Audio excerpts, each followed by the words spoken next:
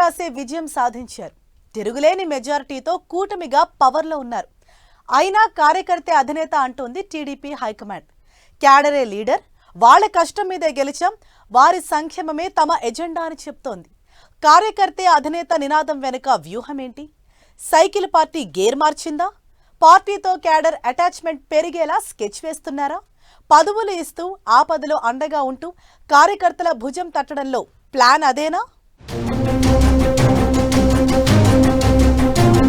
కోటి మందితో అతిపెద్ద కుటుంబంగా టీడీపీ, బలమైన క్యాడర్ ఉన్న అతిపెద్ద ప్రాంతీయ పార్టీ, కార్యకర్తల సంక్షేమమే ఎజెండా అంటోన్న లోకేష్, కార్యకర్తే అధినేత అంటూ కొత్త స్లోగన్తో జోష్, పార్టీ కోసం సర్వం ఒడ్డిన వారికి తగిన గుర్తింపు, ఏమిచ్చినా ఎన్ని జన్మలెత్తినా మీ రుణం తీర్చుకోలేనిది, దేశంలో ఏ పార్టీకి లేని కార్యకర్తల బలం మన పార్టీకి సొంతం, వేరే ఏ పార్టీ ఇవ్వని గౌరవం కార్యకర్తలకు టీడీపీ ఇస్తుంది.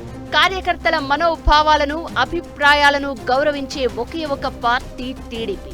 టీడీపీ జాతీయ ప్రధాన కార్యదర్శి ఏపీ మంత్రి లోకేష్ పదే పదే కార్యకర్తల గురించి చెబుతున్న మాటలు.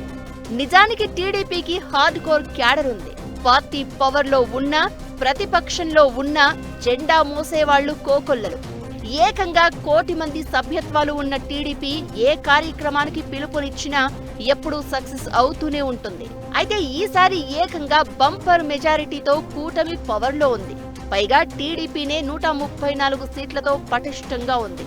అయినా కార్యకర్తే అధినేత అంటున్నారు టీడీపీ నేతలు. క్యాడర్ ఫస్ట్, ఆ తర్వాతే ఏదైనా అని కార్యకర్తలకు పెద్దపీట వేస్తూ వస్తున్నారు.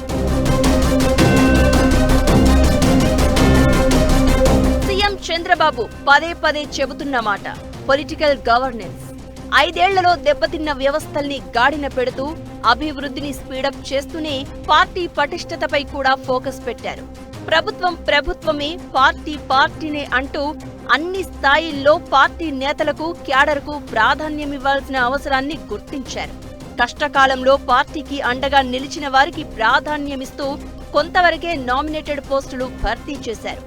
నియోజకవర్గ స్థాయిలో క్యాడర్ బలోపేతం చేయడంలో ఎమ్మెల్యేల కోఆర్డినేషన్ మిస్ అయిందని భావిస్తున్నారట. చాలా మంది ఎమ్మెల్యేలు పార్టీ భవిష్యత్తు కంటే స్వప్రయోజనాలకే పెద్దపీట వేస్తూ తమను నిర్లక్ష్యం చేస్తున్నారన్న అసంతృప్తి క్యాడర్లో ఉందట.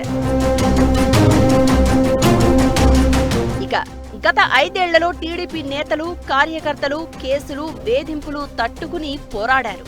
వారిలో అర్హులను గుర్తించి నామినేటెడ్ పదవులు ఇస్తే క్యాడర్లో మరింత ఉత్సాహం వస్తుందని భావిస్తోంది పార్టీ. ఇంకొందరైతే పదవుల కంటే పార్టీ నాయకత్వం పిలిచి మాట్లాడితే, భుజం తట్టి అభినందిస్తే అదే పెద్ద గౌరవంగా భావిస్తారు.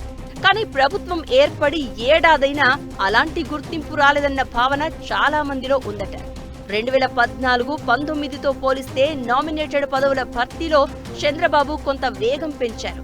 కానీ ఇప్పటికీ చాలా పదవులు భర్తీ చేయకపోవడంతో నిరాశ పెరుగుతోందని గ్రహించారట. దేవాలయాల ధర్మకర్తల మండళ్లు, మార్కెట్ కమిటీలు, పిఎస్సిఎస్ల అధ్యక్షుల పదవులు పెండింగ్లో ఉన్నాయి.